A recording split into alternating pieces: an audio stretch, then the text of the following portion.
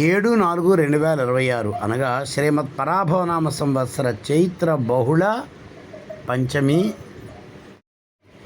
మంగళవారం జ్యేష్ఠ నక్షత్రం యతిపాద యోగంలో మా ఒక ఆవుకి దూడ ఈనింది. అయితే సాయంత్రం సుమారు 7 ఆ ప్రాంతానికి మేము అవపాసన చేసిన తర్వాత వచ్చి చూసేసరికల్లా ఈనేసింది. ఇదిగో అది ఇంకా మావి పడడానికి కొద్దిగా ఒక గంట టైం పట్టింది.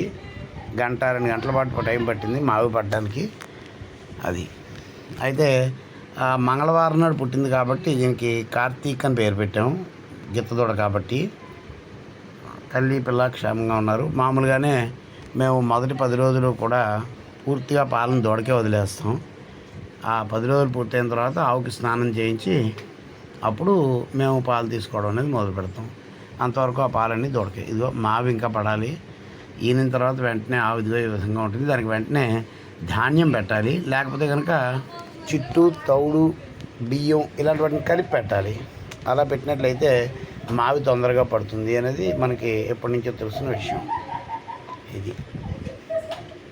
అయితే తర్వాత ఇదిగో ఒక వారం రోజుల తర్వాత అది ఎదిగి ఈ విధంగా ఉంది శుభ్రంగా. అంటే ఆ వేళ పాలు తాగించడానికి వాటికి కొద్దిగా జాగ్రత్తగా పట్టించవలసి వచ్చింది. జున్ను పాలు తీయలేదు మేము. ఇంకా జున్ను పాలు తీయడం ఇంకా తీయకూడదని ఒక నిర్ణయం చేసుకున్నాం. 10 రోజులు ఆ దూడకి వదిలేయాలని. మరీ దూడకి ఎక్కువైపోతుంది, దూడ పారేస్తుంటే అప్పుడు తీద్దాం అనుకున్నాం పాలు. కానీ అంత అవసరం రాలేదు. మామూలుగా తెల్లగానే పేడ వేస్తుంది ప్రస్తుతానికి. తెల్లగా పేడ వేసినా పర్లేదు కానీ పారితేనే ప్రాబ్లం. పారుతుంటే పాలు అప్పుడు తెద్దాం అనుకున్నాం.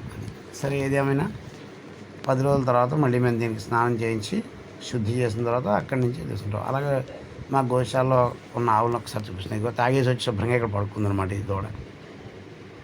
దానికి కావాల్సిన పొలా వెళ్తుంది, తాగుతుంది, పరిగెడుతుంది శుభ్రంగాను, మళ్ళీ వచ్చి రెస్ట్ తీసుకుంటుంది. అలా ఈ 10 రోజులు ఉంటుందన్నమాట. ఇది మా ఇంతకుముందు ఇంకో ఆవు యొక్క దూడ ఇది.